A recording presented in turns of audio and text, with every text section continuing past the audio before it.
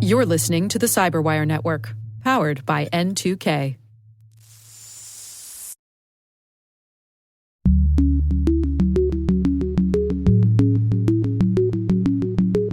The recent news from the EU with their AI Act has definitely put them sort of ahead of us as far as thinking about actual regulations, penalties. What are going to be the costs of doing wrong, quote unquote, within AI. Hello, everyone, and welcome to Caveat, the CyberWire's privacy, surveillance, law, and policy podcast. I'm Dave Bittner, and joining me is my co-host Ben Yellen from the University of Maryland Center for Health and Homeland Security. Hey, Ben. Hello, Dave. On today's show, Ben has the story of the NSA purchasing domestic internet data. I've got the story of an interesting pivot from Texas and Florida on their upcoming content moderation case in front of the Supreme Court. And later in the show, my conversation with Josh Harguess. He's the AI security chief for AI security firm Cranium. We're discussing some of the challenges organizations face when trying to build out a roadmap to comply with the EU AI Act. While this show covers legal topics, and Ben is a lawyer, the views expressed do not constitute legal advice. For official legal advice on any of the topics we cover, please contact your attorney.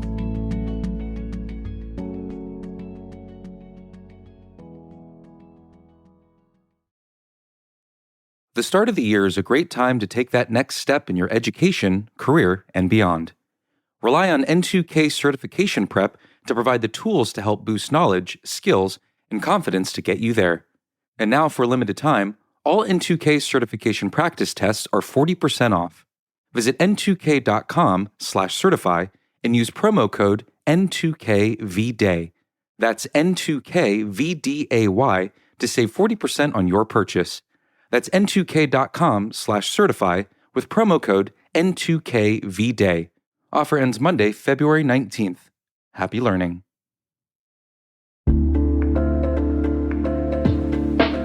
And now a word from our sponsor, 6sense. 6sense provides award-winning cloud-based automated endpoint and vulnerability management solutions to streamline IT and security operations. With its advanced platform, businesses gain complete visibility and control over their infrastructure, reducing IT and security risks and optimizing operational efficiency. With 6sense, you'll get real-time alerts, risk-based vulnerability prioritization and remediations, and an intuitive automation and orchestration engine so you can focus on your core business goals, confident in the knowledge that your enterprise is secure, compliant, and running smoothly. Visit 6sense.com to learn why enterprises choose them.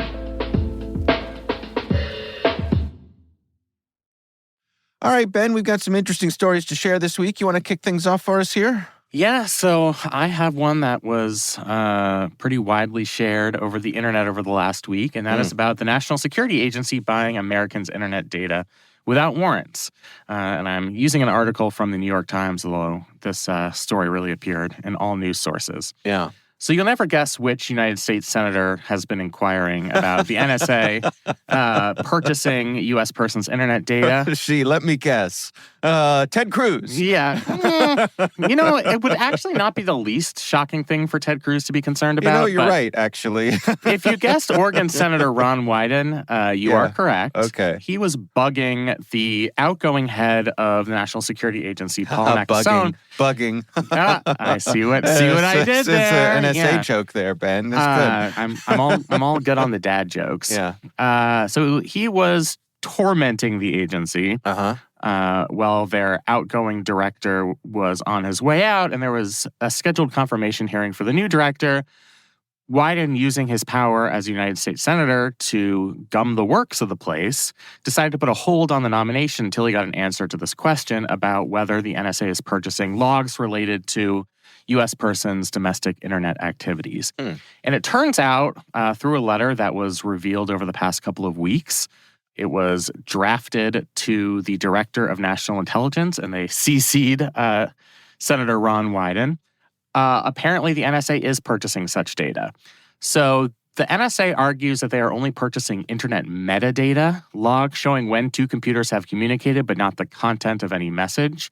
We know that metadata could be potentially very revealing when you put it in a type of mosaic where you reveal which websites people are visiting, which people, which addresses somebody is emailing with or interacting with on social media. Right. That can be very revealing about a person, even if you don't have the content of those conversations.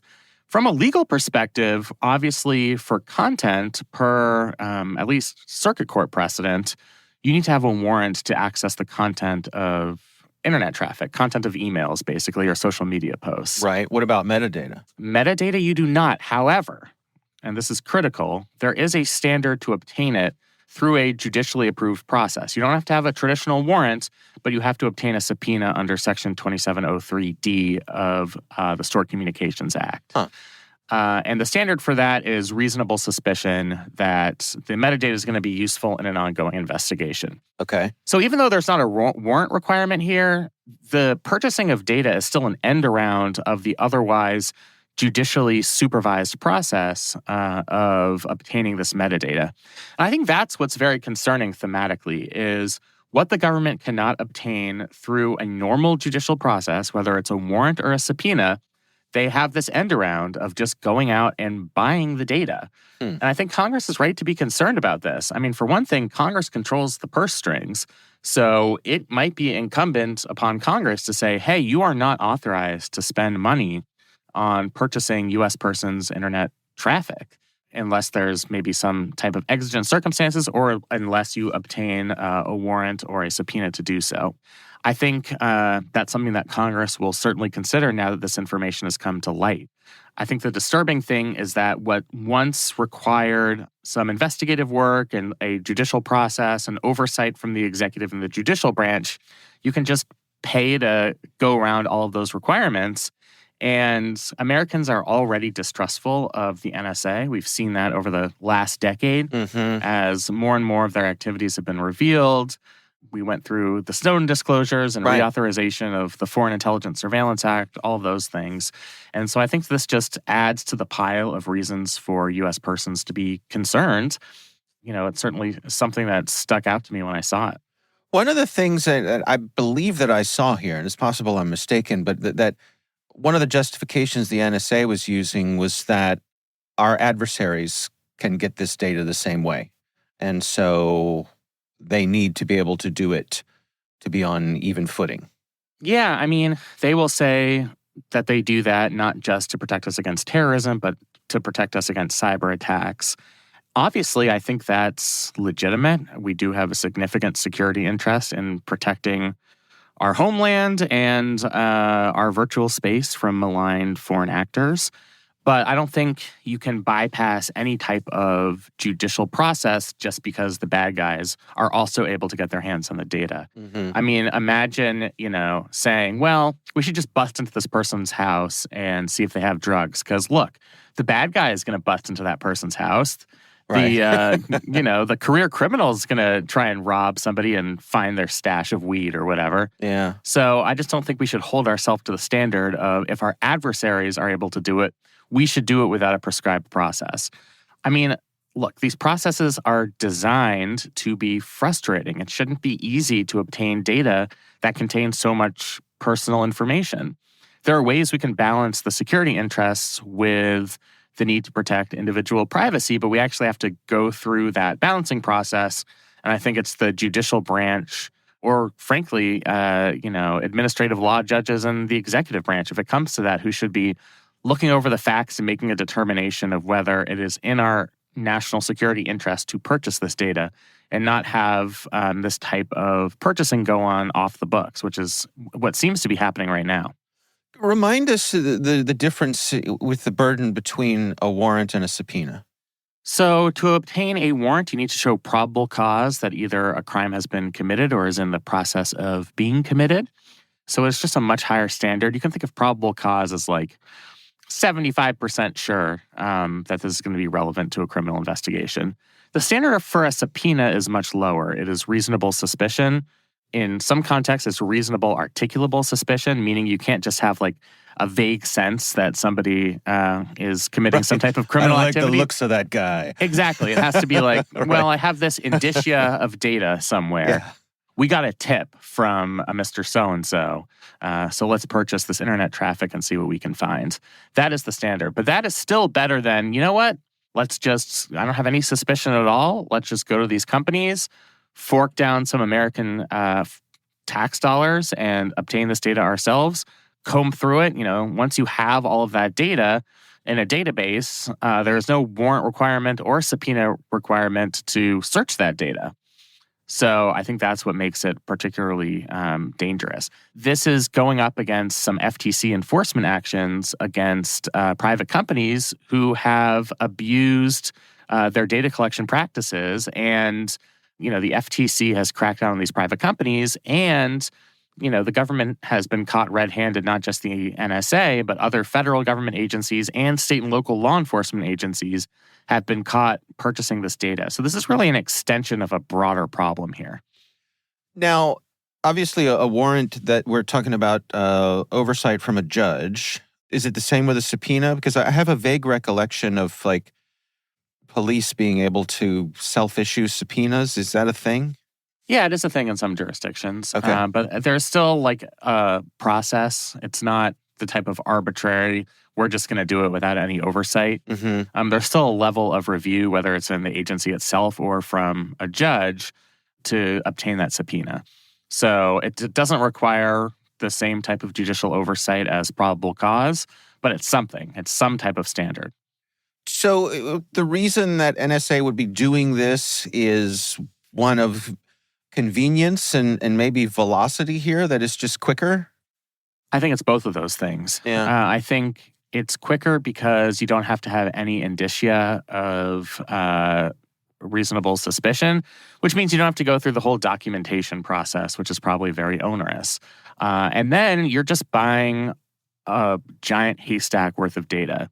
So just like other mass surveillance programs, you purchase the whole haystack so that you can find the needle in the haystack. So you have that, at NSA headquarters, searchable by intelligence community analysts.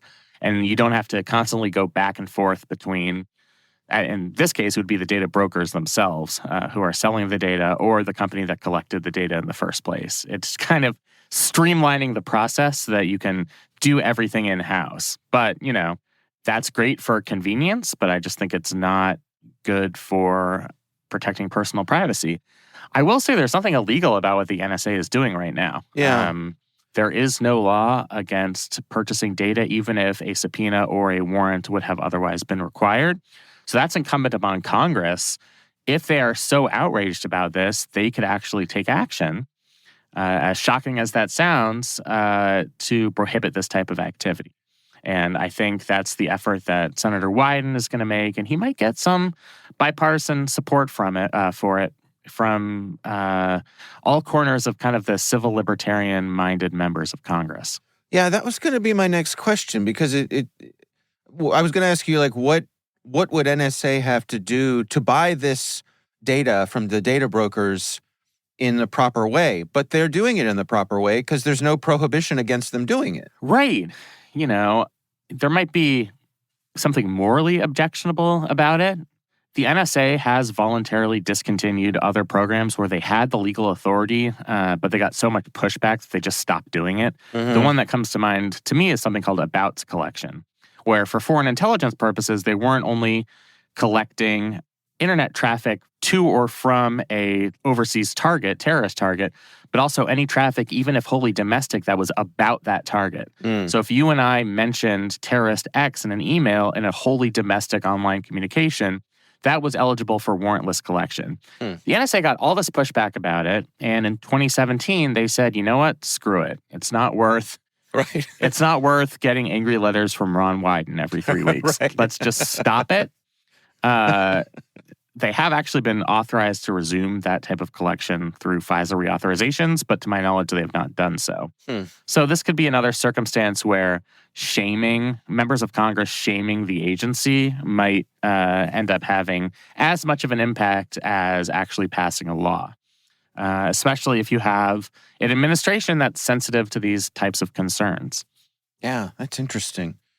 So what happens next? I mean, are we waiting on Senator Wyden to perhaps put together some legislation, see if he gets support from other senators and so on? Yeah, so he already has put forward legislation that would prohibit not just the NSA, but all government agencies from purchasing any data that would otherwise require a warrant or a subpoena. Yeah. And there have been hearings on this legislation. Like I said, there is bipartisan support for it. The other side of the coin is there's bipartisan opposition. We've talked about this a lot. They're the parties don't neatly align on surveillance issues. Right. There's like the Ron Wyden liberal surveillance opponent. Then there's the Rand Paul type of conservative libertarian. Mike Lee in the Senate is another one. Yeah. But then you have kind of I guess, I don't want to upset anybody here, but there's like the political establishment that's generally more pro-security state. Mm-hmm. Think of a Chuck Schumer and Mitch McConnell and Nancy Pelosi, those types of people who've generally been supportive of giving agencies the power to protect us against these foreign threats. So the people who were in office during 9/11. Exactly. Who went through that trauma. And it's true. Right. I mean, my laughter is ironic, not dismissive. Yeah, I mean, it is hard to be in that situation, Yeah. having gone through that with some level of responsibility and not want to do everything possible to prevent it from happening again. Right. But so, it's really hard. It's hard to prognosticate about the prospects of something like this going through Congress because it's been such a mixed bag for the civil libertarian coalition to get any sort of substantive anti-surveillance legislation passed that it's really hard to tell. But we'll keep following it, that's for sure. Yeah, absolutely. All right, we will have a link to that story in the show notes. Ben, my story this week comes from the folks over at Lawfare, and they're chiming in on some interesting developments here with the states of Texas and Florida. They've got a case coming up in front of the Supreme Court. This is the Net Choice case, which we've discussed here. Just quick before we jump into the recent pivot here, can you give us a little description of what the Net Choice case is about? Sure. So these are dueling cases from Texas and Florida. Each of them passed statutes that restrict social media platforms. I think it's subject to a certain threshold. So really the large platforms from discriminating against certain political content. Right. So it's a requirement that they present viewpoint neutrality in whatever their oversight mechanism is for rooting out whatever they want to take down on their website. They can't do so on account of political opinions. Right. So in other words, Texas and Florida were upset because in their legislators' view, these big social media platforms were being unfairly biased against conservative views on the platforms. Now for our conservative listeners, they have a point when it comes to certain subjects. The two most high-profile incidents of this happening, one was the so-called Hunter Biden laptop. Right. Which, to get really meta about this, I don't even know what the laptop is about anymore. But it is true that, as it was called at the time, Twitter restricted access to the story for a couple of days because members of the intelligence community and other observers told the Twitter content moderation team, hey, this looks like a Russian operation. You should tread really carefully here. And it turns out it was not a Russian operation. There was a such thing as Hunter Biden's laptop. Yeah.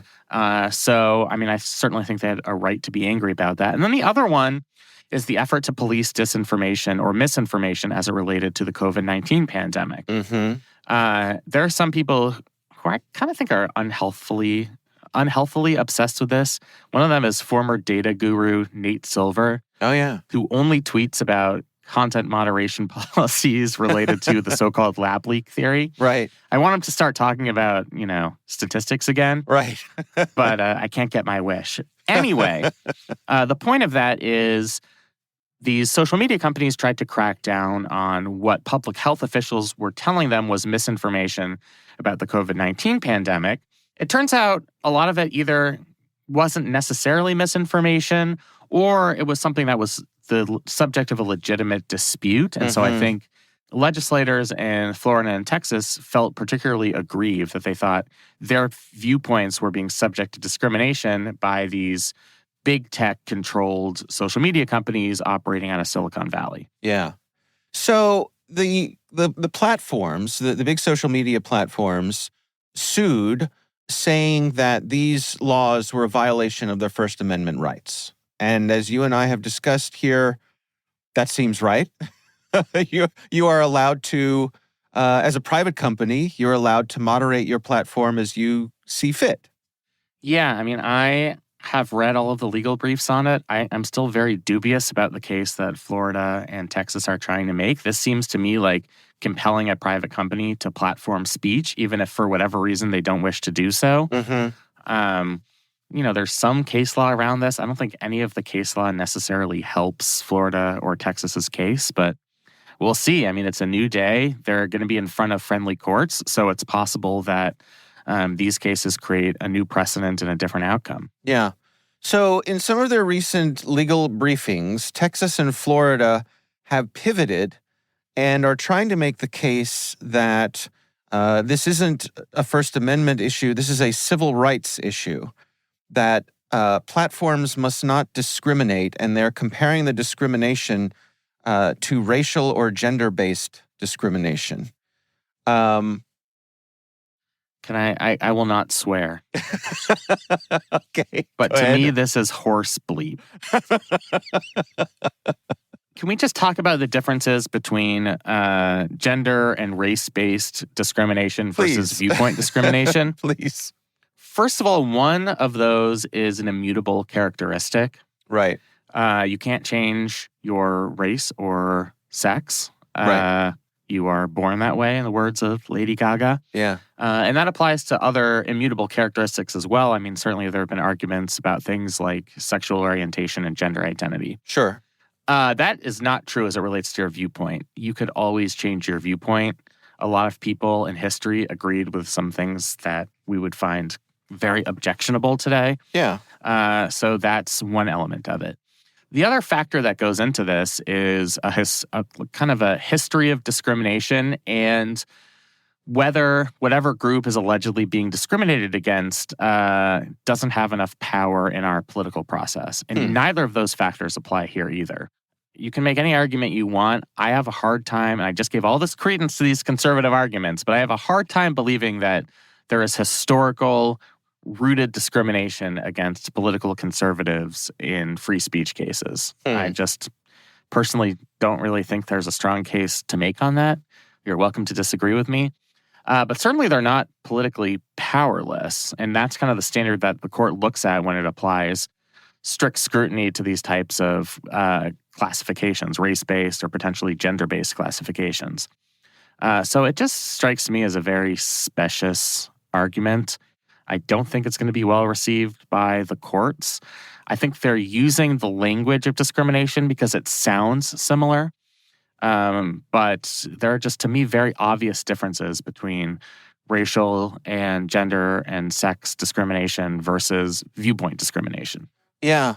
What would happen if they got their way on this? In other words, if this kind of moderation were suddenly categorized as not moderation, but discriminatory in the way that racial discrimination is. See, I keep thinking about this, and I kind of want to go over the parade of horribles, what this might look like in conservative institutions. Okay. So let's say, I wanted to speak at an NRA conference, and my viewpoint was that guns basically should be banned. Right. We should have a European-style ban on all handguns. Okay. And they told me, I don't want to platform this at our conference. We support Second Amendment rights. Would I be able to sue them for viewpoint discrimination? They're a private company, just the way Twitter or X and Facebook, et cetera, are private companies. So would that be viewpoint discrimination?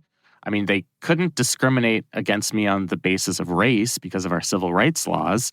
But certainly, I think they have a right to associational rights to choose, who would speak at a conference or represent them or be platformed by them. Yeah. Let's say there was, I'm trying to think of all these more conservative institutions, but you work for let's just say a contractor who does housework. And you have somebody come in who says everything that this company does is environmentally unfriendly, ethically challenged, doesn't align with my views on the importance of federal regulations. Would that company not be able to fire you even though that went against the mission of the company, which was to be free from burdensome government regulations? I realize these metaphors might seem like a stretch, but I just think that's the Pandora's box we'd be opening if you start to talk about viewpoint discrimination as opposed to discrimination based on immutable characteristics. Yeah. I'll quote from, again, this article in Lawfare. This is written by Daphne Keller, and in the final paragraph, they write, "The state's 11th hour reinvention as defenders of civil rights is unlikely to fool the court, and it shouldn't steal focus from the real issues in net choice. This really is a case about online expression rules, the editorial rules set by the platform, the ones users might prefer, and the ones states have chosen to impose. It should be decided on that basis." Yeah, I think that sums it up pretty well. Yeah. I just find it an odd... I mean, is this the classic case of just throwing everything at the wall when you have a bad hand? So let's see if this works? Yeah, I guess it strikes me as being funny that we're all the way to the Supreme Court, and this is the shenanigan we're trying. Yeah, look, to an extent, that is what lawyers do all the time. It's like, here, accept this passionate argument I've made. But if you don't accept it, here are 6 alternative arguments. Any good lawyer is going to do that. Yeah. But there's a limit on what I think even a very conservative Supreme Court is going to be willing to accept. And when it comes to this type of viewpoint discrimination being reflected in civil rights laws and precedents, I don't think there's an argument there. Yeah. But it's not up to me. It's up to 5 members of the Supreme Court. There you go. You don't think they're going to be unanimous in this one, Ben? As much as I would like them to be on this particular question, not about the whole case, but just on this particular argument. Yeah. I don't necessarily see that happening. No, fair enough. All right, we will have a link to this story in the show notes. And of course, we would love to hear from you. If there's something you'd like us to consider for the show, you can email us. It's caveat@n2k.com.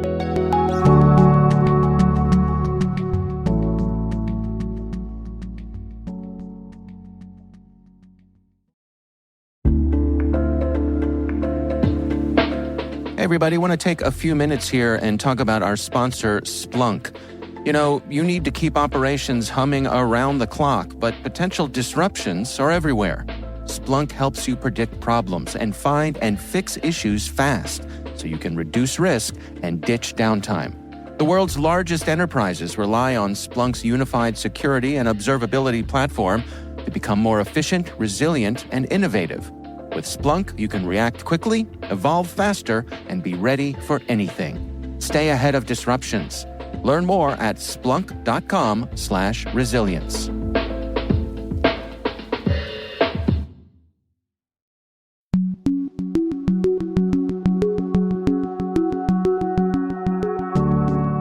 All right. Well, Ben, I recently had the pleasure of speaking with Josh Harguess. He is the AI security chief at an organization called Cranium, and our discussion centers on how the U.S. compares with other regions of the world looking to regulate AI.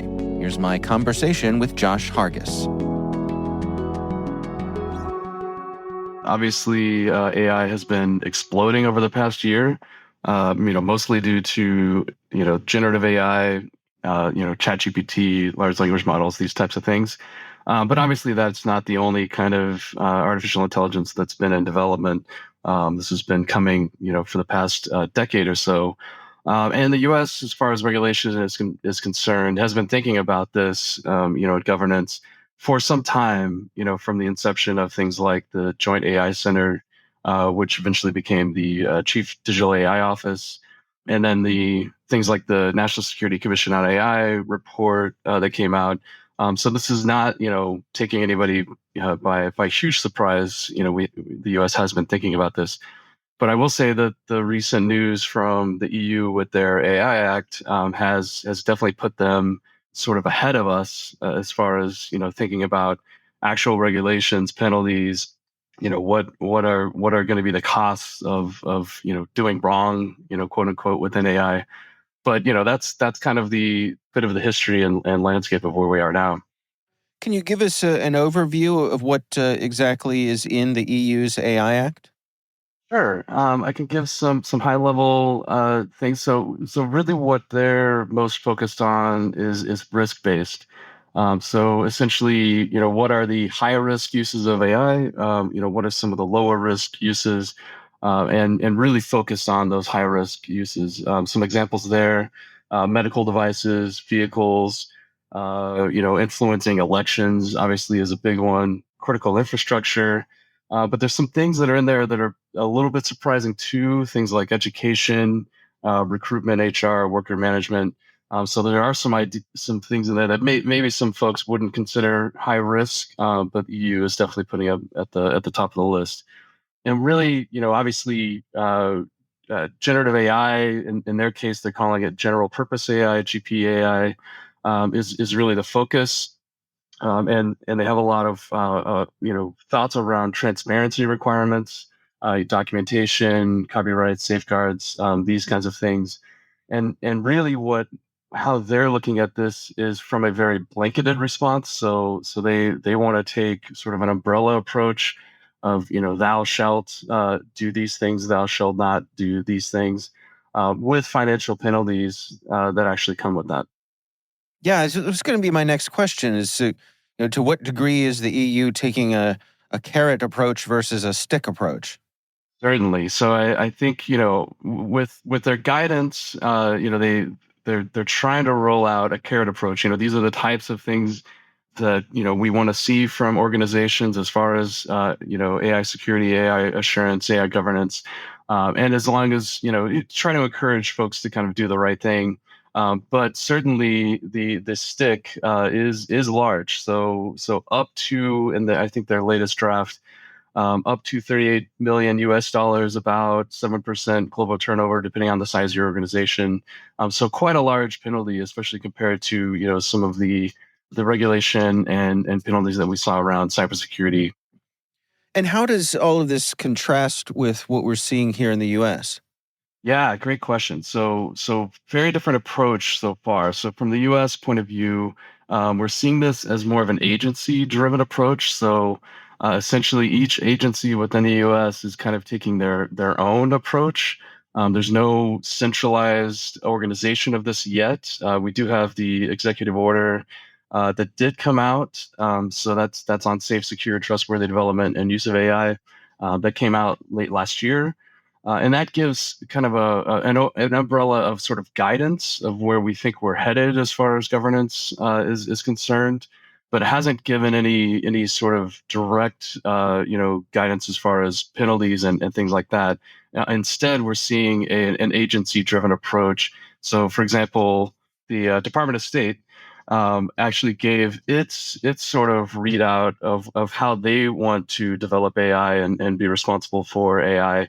And they kind of list out their 4 goals: leverage secure AI infrastructure, foster a culture that embraces AI technology, ensure AI is applied responsibly, innovate.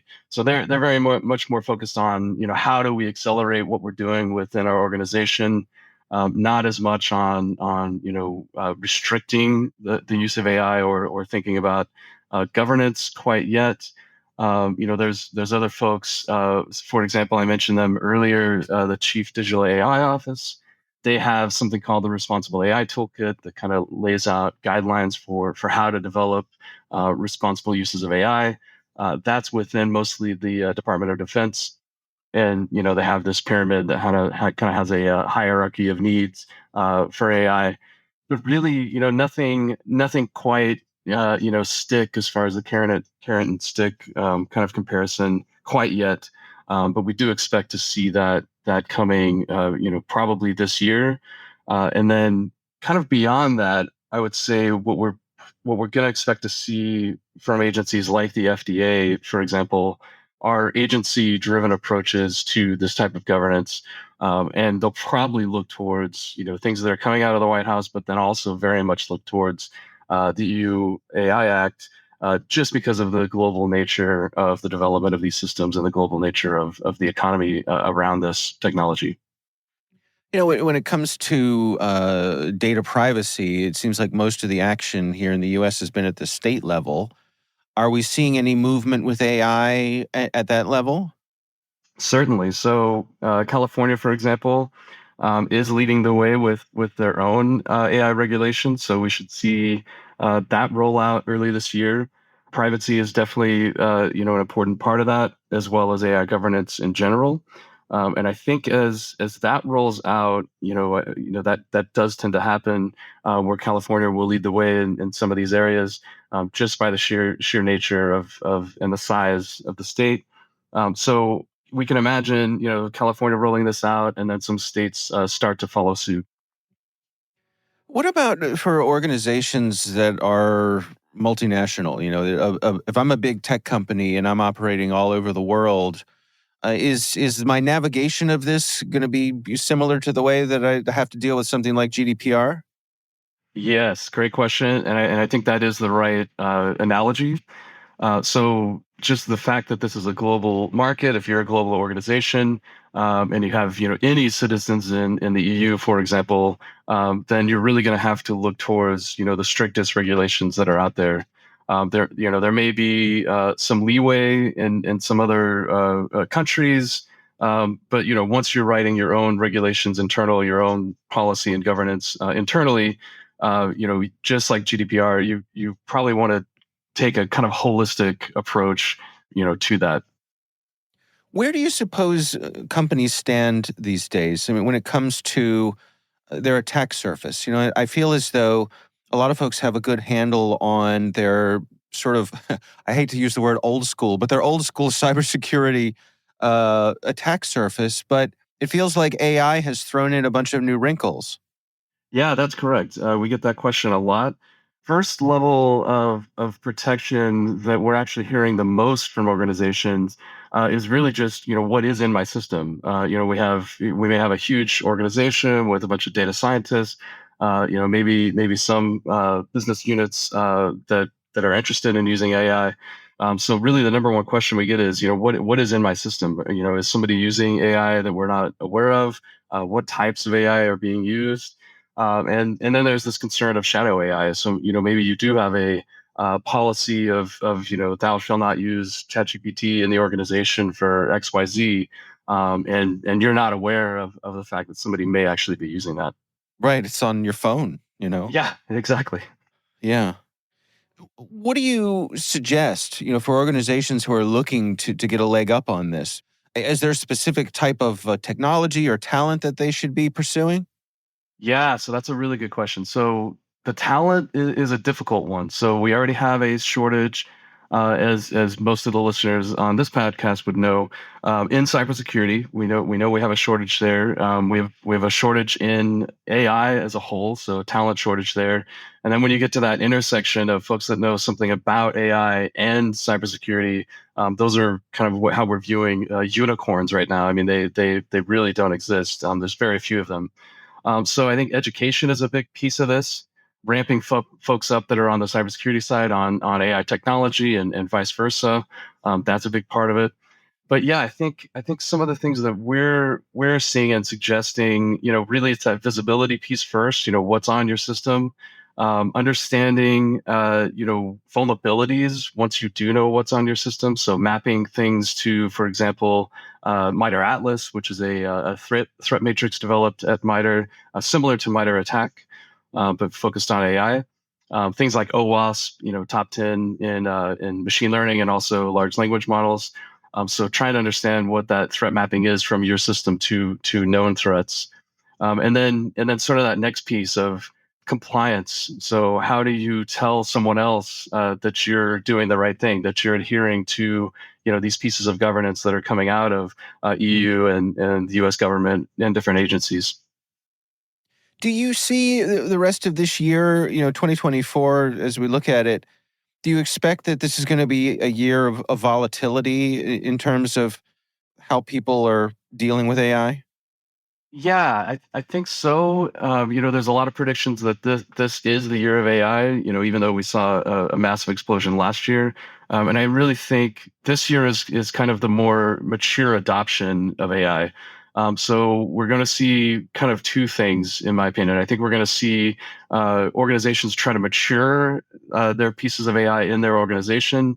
That includes trying to secure that AI so that they're not susceptible to kind of known attacks. But then the second thing is there is definitely going to be a little bit of volatility in some of these vulnerabilities that are out there. Maybe we'll see a big breach this year. We're not quite sure yet, but we haven't seen the kind of breach that's putting the fear into folks around some of these technologies.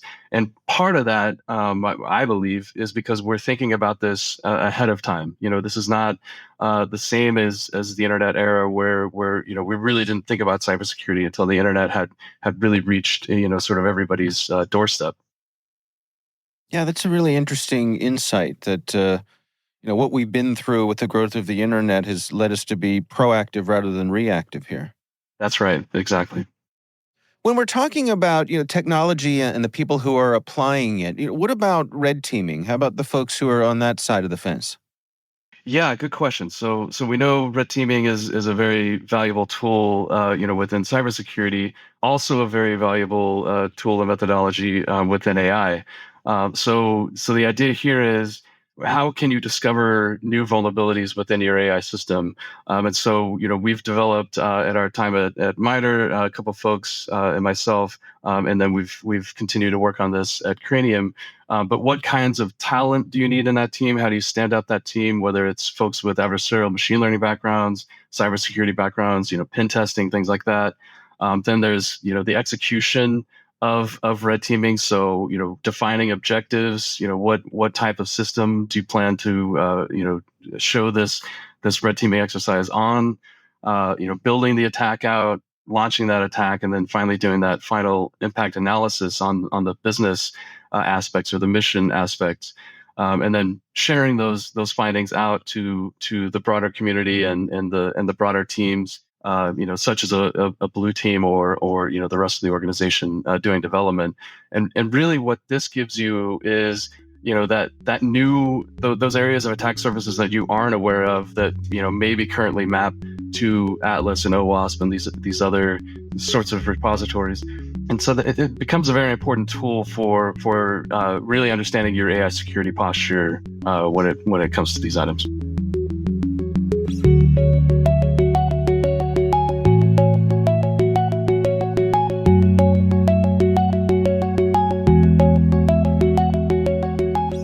So interesting stuff, Ben. What do you think? Yeah, very interesting. I've been closely following the EU AI Act. I think we're at step 50 of 300 in getting this enacted into law. I've had to study how the European Parliament works in order to figure out how this is going to advance. But I do think this is really going to change the industry because companies are going to have to figure out how to comply with this EU law, even in the absence of US legislation. And then you have to worry about the potential conflict, not just with U.S. federal law for compliance, but also with a bunch of state statutes that might be passed in the coming years. So this is definitely something we'll be following going forward. All right. Well, our thanks to Josh Harguess for joining us. Again, he is a former team lead for the MITRE AI Red Teaming Group, and he is the AI Security Chief for Cranium. We appreciate him taking the time.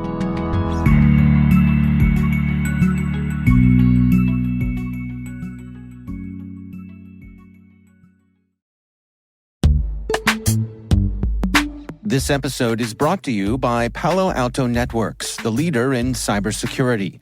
As AI-driven attacks increase, organizations can't afford to have network security that's stuck in the past. Discover how Palo Alto Networks can help you predict what's coming and proactively secure against it with a zero-trust, AI-powered network security platform built to secure whatever, whenever, wherever. To learn more, visit paloaltonetworks.com/network security platform.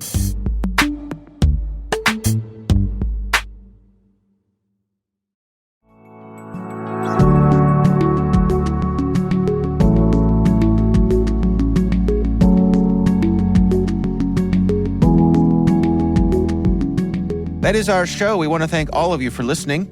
A quick reminder that N2K Strategic Workforce Intelligence optimizes the value of your biggest investment, your people. We make you smarter about your team while making your team smarter. Learn more at n2k.com. Our executive producer is Jennifer Eiben. The show is edited by Trey Hester. Our executive editor is Peter Kilpie. I'm Dave Bittner. And I'm Ben Yellen. Thanks for listening.